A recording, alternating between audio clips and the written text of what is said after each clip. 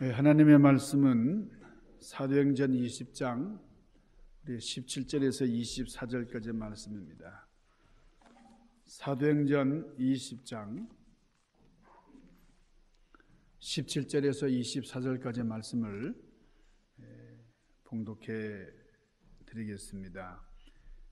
바울이 밀레도에서 사람을 에베소로 보내어 교회 장로들을 청하니 오매 그들에게 말하되 아시아에 들어온 첫날부터 지금까지 내가 항상 여러분 가운데서 어떻게 행하였는지를 여러분도 아는 바니 곧 모든 겸손과 눈물이며 유대인의 관계로 말미암아 당한 시험을 참고 주를 섬긴 것과 유익한 것은 무엇이든지 공중 앞에서나 각 집에서나 거리낌이 없이 여러분에게 전하여 가르치고 유대인과 헬라인들에게 하나님께 대한 회개와 우리 주 예수 그리스도께 대한 믿음을 증언하는 것이라.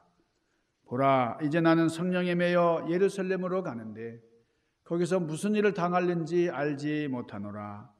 오직 성령이 각 성에서 내게 증언하여 결박과 환난이 나를 기다린다 하시나 내가 달려갈 길과 주 예수께 받은 사명 곧 하나님의 은혜의 복음을 증언하는 일을 마치려 하면은 나의 생명조차 조금도 귀한 것으로 여기지 아니하노라. 아멘. 이 말씀은 하나님의 말씀입니다. 오늘 우리가 생각해 보고 싶은 말씀, 오늘 설교 내용은 우리가 믿음의 경지에 올라서자 하는 겁니다. 어떤 경지에 올라서자고요? 믿음의 경지에. 이런 운동을 하든지 공부를 하든지 무슨 기술을 익히든지 간에 정상에 올라서야 됩니다. 그렇잖아요. 무슨 일 하든지 그냥 서툴게 대충 그저 억지로 그냥 마지못해서 이렇게 하는 게 아니라 내가 하는 일을 잘하고 싶은 마음이 우리에게 있습니다. 그러면 우리 믿는 크리스찬으로서 우리가 해야 할 일이 뭐냐? 우리가 정상의 경지에 올라가야 할 그런 일이 있는데 그게 뭐냐?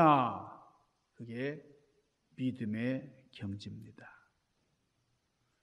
우리 등산을 하다 보면요, 우리 꼭대기까지 올라가지 않으면 등산의 기쁨이 없어요. 한라산을 등반하려면 우리 백록담까지 가야 그게 등산이에요. 우리가 믿음 생활한다 그러면 우리 정상에 올라가야 돼요. 우리 믿는 사람들이 반드시 해야 할 우리 목적지, 믿음의 정상, 믿음의 경지를 이루자 하는 거예요. 자, 성경에 나타난 믿음의 경지를 이룬 사람을 들라 그러면 저는 욥을 들겠습니다. 자신은 지은 죄가 없어요. 죄가 없는데 극심한 고통을 당합니다. 까닭을 모르겠어요. 이유를 모르겠어요. 하나님은 의인의 기도를 들어주신다 그랬는데 응답도 없습니다. 얼마나 참 감당할 수 없는 정말 미칠 지경이에요. 그렇다면 내 삶은 이대로 끝나는 것인가? 낭망할 수밖에 없는 그런 상황인데 그러나 그런 처지와 여건에서도 욥은 실망하지 않고 좌절하지 않고 하나님을 배신하지 않았다. 하나님을 배반할 만한데 끝까지 하나님 앞에 믿음을 지켰던 욥이 정말 믿음의 정상이다. 참 훌륭한 믿음의 경지를 이룬 분이었다. 이렇게 얘기할 수 있습니다. 성경에 믿음의 경지에 올라선 사람들을 쭉 열거한 곳이 있어요. 그게 어디냐 그러면은 믿음장이다. 믿음장이라고 하는 히브리서 11장입니다. 이 히브리서 11장 여기에는 이 믿음의 선진들에 대한 얘기가 쭉 있는데 그 서론 부분 우리 1절에서 3절까지 말씀을 보니까 이렇게 되어 있어요. 믿음은 바라는 것들의 실상이에요. 보지 못하는 것들의 증거니 선진들이 이로써 증거를 얻었느니라. 믿음으로 모든 세계가 하나님의 말씀으로 지어진 줄을 아나니 보이는 것은 나타난 것으로 말미암아 되는 것이 아니니라. 이렇게 말씀을 하면서 믿음이 뭐냐? 믿음에 대한 정의를 내리고 있습니다. 그리고 4절부터는 믿음의 경지에 이르는 사람들을 쭉 얘기를 하는데, 여러분이 히브리서 11장에 나오는 믿음의 경지에 올라선 가장 첫 번째 인물이 누굽니까? 첫 번째로 나오는 사람이 아벨입니다. 아벨. 그 다음에 두 번째 인물이 누구냐? 두 번째 인물은 에녹입니다.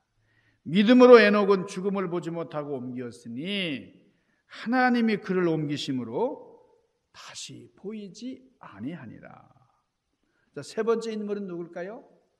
노아입니다. 노아. 믿음으로 노아는 아직 보지 못하는 일에 경고하심을 받아 경외함으로 방주를 예비하여 그의 집이 구원을 얻었느니라. 믿음으로 방주를 짓고 그 믿음으로 구원을 받았다. 자, 네 번째 인물 바로 아브라함입니다.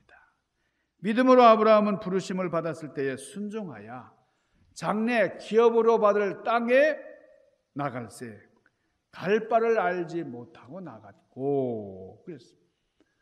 다섯 번째는 믿음으로 사라 자신도 나이 들고 단산하였으나 잉태하는 힘을 얻었으니 이는 믿음으로 약속하신 일을 미쁘신 줄 알미니라 그랬습니다. 그 다음에 믿음으로 이삭은 장차 오는 일에 대하여 야곱과 에서에게 축복하였고, 믿음으로 야곱은 죽을 때에 요셉의 각 아들들에게 축복하고 지팡이 머리에 의지하여 경배하였으며, 믿음으로 요셉은 임종시에 이스라엘 자손들의 떠날 것을 말하고, 또 믿음으로 모세는 장성하여 바로의 공주의 아들이라 칭함을 거절하고 도리어 하나님의 백성과 함께 고난받는 것을 잠시 죄악을 낙을 누리는 것보다 더 좋아하고 그리스도를 위하여 받는 능욕을 애굽의 모든 보화보다 더 큰 재물로 여겼으니 이는 상 주시는 이심을 바라봄이라. 자, 이렇게 믿음의 선진들이 쭉 열거돼. 그 다음에 31절로 가서 보면 믿음으로 기생 라합은 정탐꾼을 평안히 영접하였으므로 순종치 아니한 자와 함께 멸망치 아니하였도다. 그러므로 내가 무슨 말을 더하리요? 기드온, 바락, 삼손, 입다와 다윗과 사무엘과 및 선지자들의 일을 말하려면 내게 시간이 부족하리니. 자, 이렇게 11장에 나타난 믿음의 선진들, 믿음의 선열들이 쭉 나오는데 여기 아주 다양한 계층의 사람들이 나옵니다. 이 보면은 그냥 아주 평범한 사람들, 양치는 목동이 있고 그저 평범한 아들이 있고 가정에 가장이 있습니다. 뭐 족장이 있는가 하면은 그냥 주부가 있고 지도자가 있어요. 심지어는 기생의 이름까지 있다 그 말입니다. 자, 그러니까 이 믿음의 선열에 이르는 사람들을 보니까 무슨 특별한 계층에 있는 사람이 아니고 특수한 사람들만 믿음의 계층에 오르는 게 아니라 뭐 남자, 여자, 뭐 어린아이, 뭐 늙은이 할 것 없이 누구든지 믿음의 경지에 이르는 사람들은 히브리서 11장 믿음장에 기록이 되어 있더라 그 말입니다. 자, 지금 오늘 본문 말씀으로 갑시다. 본문 말씀에 보면은 자, 사도 바울이 이제 마지막 전도 여행을 이제 하고 있는데 너무 일정이 급해요. 여정이 급해서 지금 에베소에 있는 장로님들을 좀 보자 이렇게. 자, 지금 에베소로 갈 수는 없어요. 그런데 중간에 이 밀레도라고 하는 곳에 이제 바울이 왔어요. 그래서 에베소에 있는 장로님들을 좀 오시라고 그렇게 청해서 그 장로님들을 앞에 놓고 고별 설교를 하고 있는 겁니다. 옛날에 함께 사역했던 그 장로님들을 모셔놓고 이 에베소와 밀레도는 한 50km쯤 되는 거리입니다. 뭐 지금 같으면은 뭐 차를 타고 붕 하고 가면은 뭐 간단해요. 그리고 붕 하고 이제 오면 되겠지만은 그때는 걸어가야 되니까요. 다른 교통수단이 뭐 여의치 않기 때문에 이게 짧은 거리가 아니에요. 작은 거리가 아니에요. 그래서 이제 장로님들 오시게 해서 바울이 마지막 작별 인사, 고별 설교를 하는 겁니다. 그 내용이 바로 본문에 나오는 말씀인데, 자, 이 말씀을 보면은 사도 바울의 심경, 사도 바울이 목회를 어떻게 했나, 그 목회의 자세를 볼 수가 있습니다. 자, 17절 바울이 이렇게 얘기해요. 바울이 밀레도에서 사람을 에베소로 보내어 교회 장로들을 청하니, 자, 그러니까 지금 바울이 밀레도라고 하는 곳에서 에베소로 사람을 보내가지고 장로님들 오시라고 했어요. 오매 저희에게 말하되 아시아에 들어온 첫날부터 지금까지 내가 항상 너희 가운데서 어떻게 행한 것을 너희가 아는 바니. 자, 사도 바울은 자기가 목회했던 것을 이 장로님들 당신들이 알고 있지 않냐 그 말. 내가 어떻게 목회했는지를 당신들이 알고 있다 이렇게 얘기를 했어요.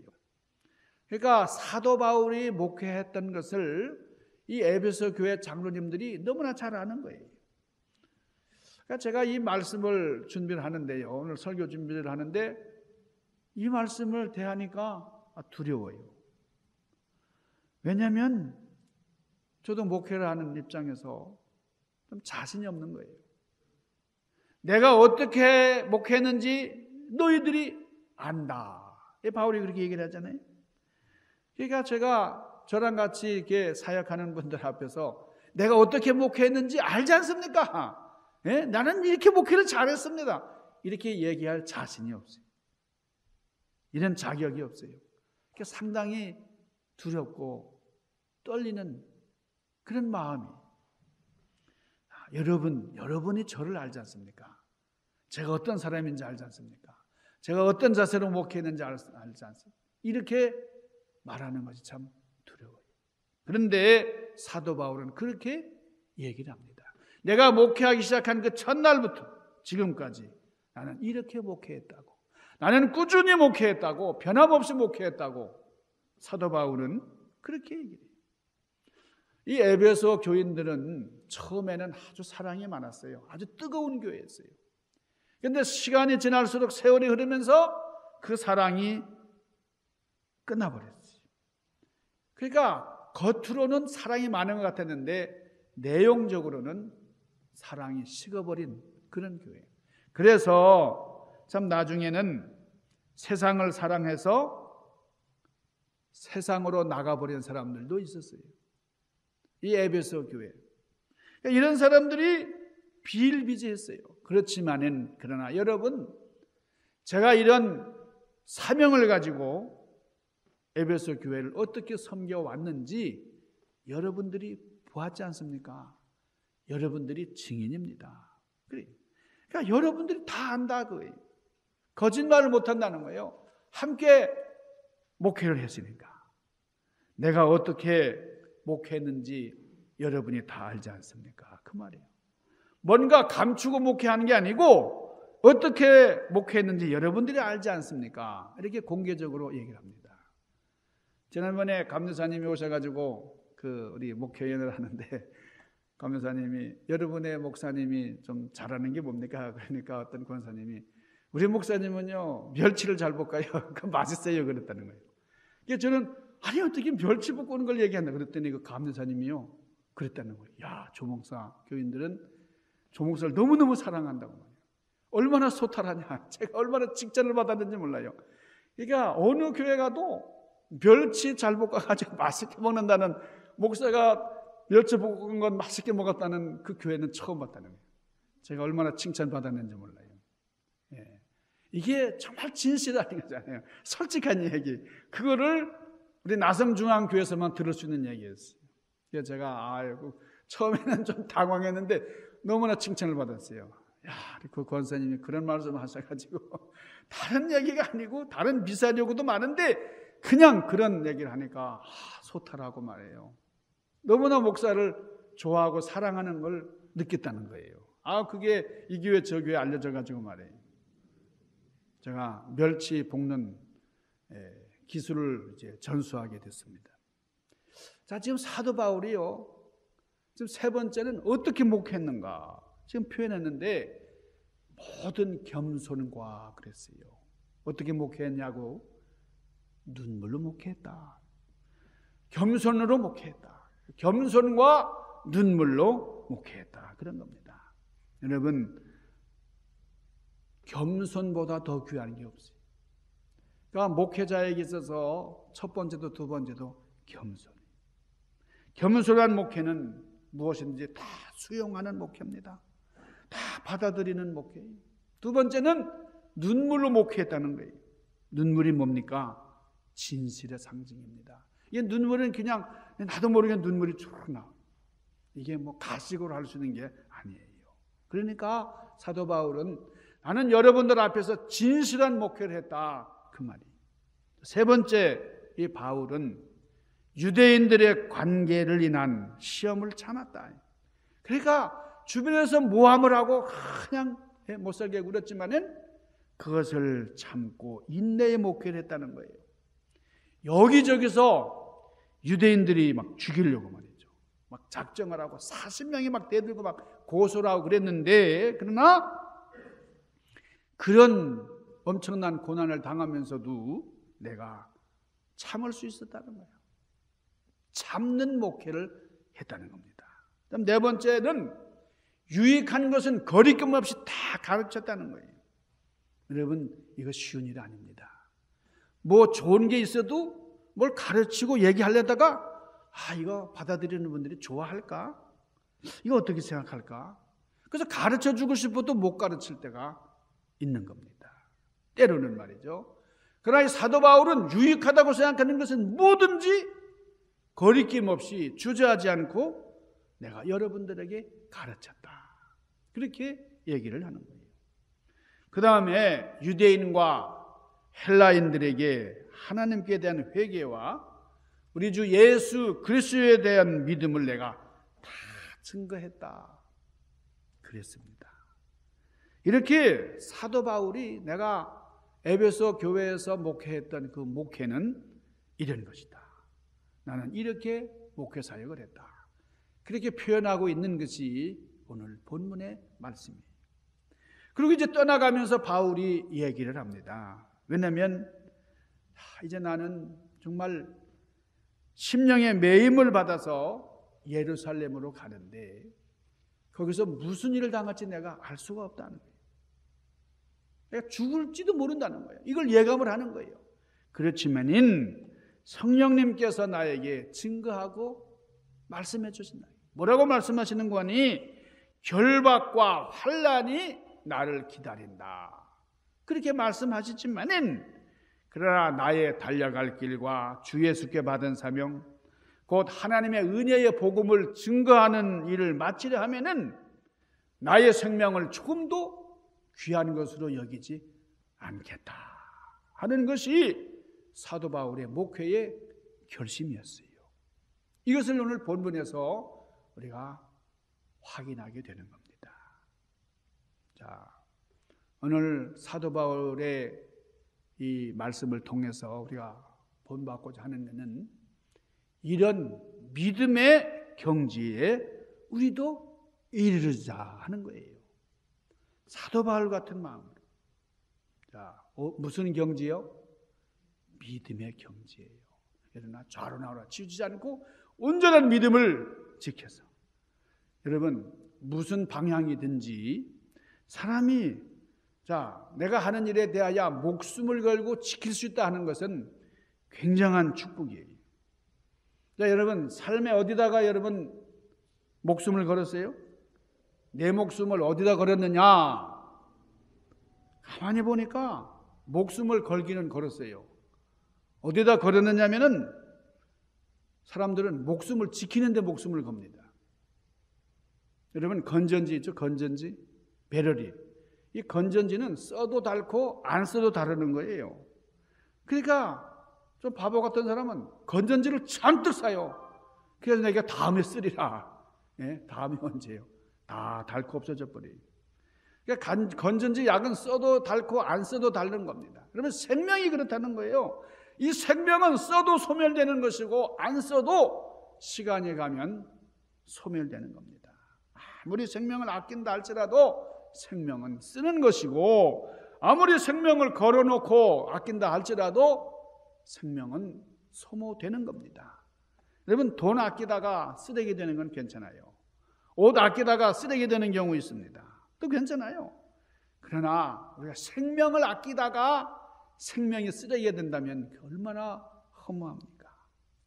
자, 바울은 믿음으로 사는 사람이에요. 그러니까 믿음에다가 목숨을 걸었다는 거예요. 예루살렘에 가면은 나의 목숨을 위협하는 그런 시련과 위협이 나를 기다린다고 하지만은 나는 가리라. 그 길을 나는 가리라. 여러분, 믿음에다가 목숨을 건 사람, 그 사람이 바로 바울이었습니다. 여러분은 목숨을 어디다 걸었어요? 사도 바울에게 있어서는 그리스도가 바울의 삶의 전부였습니다. 예수 그리스도는 바울의 전부였어요. 그런데 오늘 저와 여러분은 어떻습니까? 그리스도는 나의 삶의 일부예요. 일부.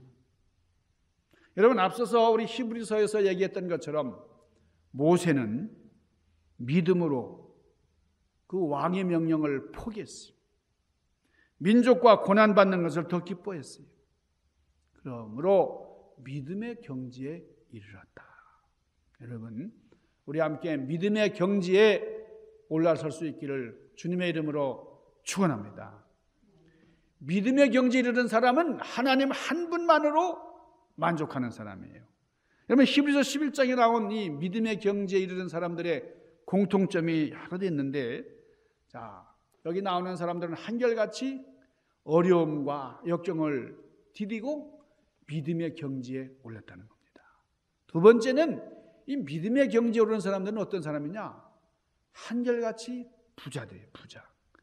여러분, 아브라함이 얼마나 부자인 줄 아세요? 엄청난 부자예요. 이삭이 얼마나 부자냐면은 한 해에 100배의 축복을 받아요. 100배. 그래서 거부가 되었다. 야곱도요, 떠날 때는 개나리 보쯤 하나 메고 갔는데 돌아올 때는 막 때를 이루어서 부자가 됐다. 여러분, 성경에 나타난 이 믿음이 출중한 사람들은 물질적으로도 복을 많이 받았다는 거예요. 여러분, 사람들마다 특징이 있어요. 이 경지마다 특징이 있는데 생명을 걸고 하는 특징이 있어요. 이 경지에 오르는 사람은 그냥 거저되는 게 아닙니다. 우리가 직장을 다니든지 사업을 하든지 무슨 일이든 하든지 간에 어느 경지에 이르러야 되는데, 우리 믿음의 사람들은 믿음의 경지를 참 올라가야 된다. 우리에게 주어진 삶이 한 번이에요. 한 번. 그래서 우리의 삶을 일생이라고 하죠. 일생. 한 번밖에 없는 삶이다. 그 말이. 자, 우리에게 주어진 이 삶, 귀한 삶을 살아야 되겠는데, 여러분, 우리가 믿음, 무엇보다도 귀한 이 믿음을 잘 우리가 쌓아 올려서 믿음의 경지에 이르러서 누리는 축복, 믿음의 경지에서 누리는 명예, 믿음의 경지에서 누리는 축복을 두루두루 소유하시고 여러분의 삶이 믿음으로 충만하시기를 주님의 이름으로 간절히 축원합니다. 기도하십시다. 거룩하신 아버지, 신령하신 주님, 우리가 믿음이 있노라고 하지만은 정말 진실한 마음으로 얼마나 주님을 향한 그런 신앙의 연륜을 이루고 있는지를 다시 한번 우리 살피고 확인하면서 더욱더 주님과 가까이 하는, 그리고 믿음의 경지에 오르기 위해서 부단히 애를 쓰고 노력하는 저희들 살리도록 인도하여 주시옵소서. 귀하신 예수님 이름으로 간절히 구하옵나이다. 아멘.